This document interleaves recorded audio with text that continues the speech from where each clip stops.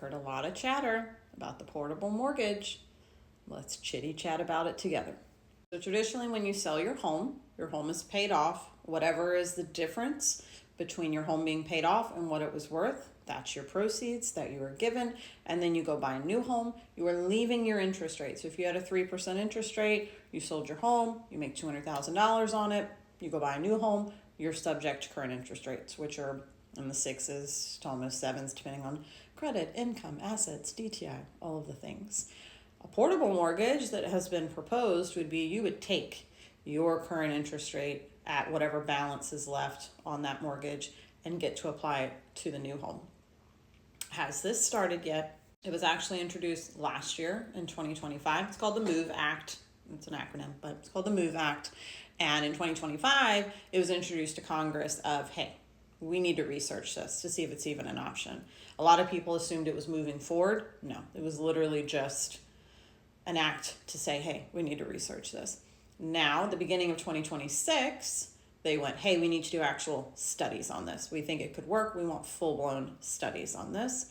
Now, coming into the end of summer, I pray, for 2026, they have moved that as an actual proposal to Congress for a bill. It has not been passed. It has not been voted on.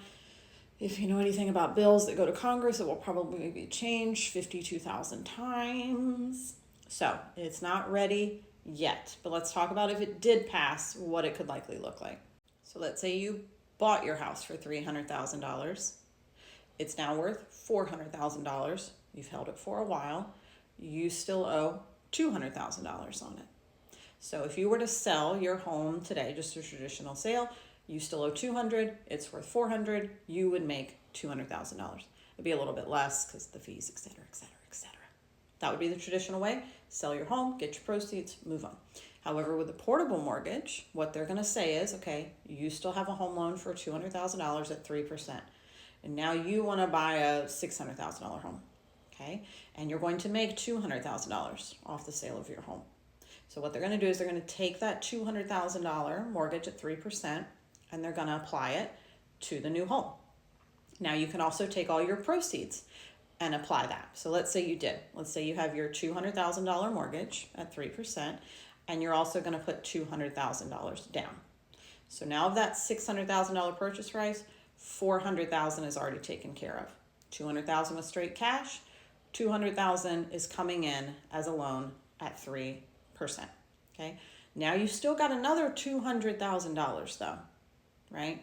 $200,000 in the mortgage you're bringing. That's the portable piece. $200,000 of what you're bringing from your proceeds from the $200,000. So that would be its own loan. So you would have your $200,000 mortgage you're bringing over at 3%, the portable piece, and then you would have the remainder of whatever was left between that and whatever down payment you put down as another loan on the home. Now that loan is going to be subject to current interest rates, or it could be more depending on how this is all structured.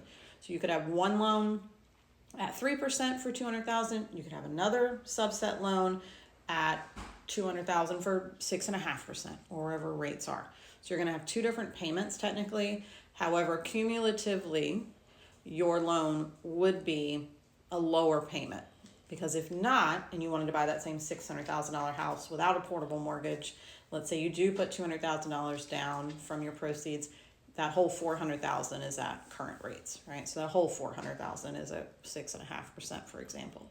So that's how the portable mortgage works. You would essentially have two different payments. One that's the portion that you brought over from the other loan, the other that's the remainder, which will be at its own interest rate. Now, whether or not those will be combined as one full payment to that servicer, we don't know. Now that sounds all well and good, right? Yeah, I want to bring over my remaining loan amount at the interest rate that I've had. I want to do that, like absolutely. However, ironically, the more you've paid down your loan, the less you're able to bring over. So let's say on that same $300,000 house, you only owe $100,000, all right? And that's at 3%.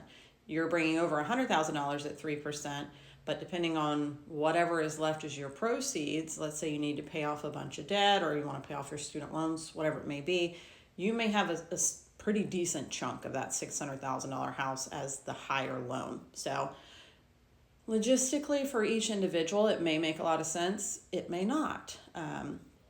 So it would really just depend on the situation. The bigger piece that we think about on the lending side is Congress can absolutely say, yep, we think this is a great idea. Hey, Fannie, Freddie, get on board. You can do this, right? The two governing pieces for conventional loans. This is only proposed for conventional loans, by the way. Don't get excited about the other ones. But let's say Congress goes, yep, we love this idea. Let's move forward. Fannie, Freddie, go ahead. Put it in your guidelines that you can do it. Fannie and Freddie are not buying or selling the loans. They are not the investors that actually have the loans to be bought or sold. They don't want to deal with all that anyway. They're just there for guidelines, determining what is a conventional loan, what's not a conventional loan. So Fannie and Freddie can turn around and go, okay, sure, we'll put a guideline in, works for us. It doesn't mean the investors that are actually dealing out the conventional loans and purchasing them will want to play along. Temporary interest rate buy downs are a good example. So Fannie and Freddie both allow temporary interest rate buy downs for buyers. They go, yeah, it's fine with us as long as the numbers match, the paperwork matches, etc.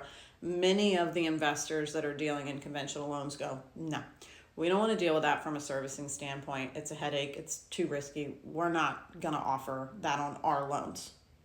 So the same thing could happen with portable mortgages, right? Where these investors can go, this seems like a lot of work. This seems really tricky. We've got to manage two different loans for you now. We've got to figure out if you were to sell the house, how are we paying these off? Which one gets paid off first technically? What happens if you foreclose on the house? We've now got these two separate loans. One's coming over from a whole different servicer. Is that servicer going to give us the loan? Are they going to try to hold that loan because they're making money off of it? It's not as simple as Congress going like, yeah, do it, Queen. No. It's going to be a matter of whether investors will play along and offer it, because it is technically an offering at that point. It's not mandated by any means. So we shall see what happens. As of right now, it is simply being introduced to Congress. Again, could change 100,000 times before the MOVE Act is ever approved. It may not be approved at all. Again, they may have these conversations with Fannie and Freddie and their powers that be go, investors are not going to play with this. It's a waste of time to even bring it forward. We've already talked to a bunch of investors during the research. They're not going to do it. Or it may go forward, right? And it could be a really good opportunity for sellers who have paid into their home for a while. They've had these really good interest rates and they don't want to leave them. And I don't blame you for not wanting to leave them, but still wanting to be able to move. You've outgrown that house. You need to move to a new area, whatever it may be. I never blame you for wanting to take that interest rate with you. So we shall see. If it becomes real, trust me, on the lending side, we want it. We're here for it. We love it. We'll just have to see what happens. If you have any questions, though, about how to sell your home, how it works, how to get your money, let me know.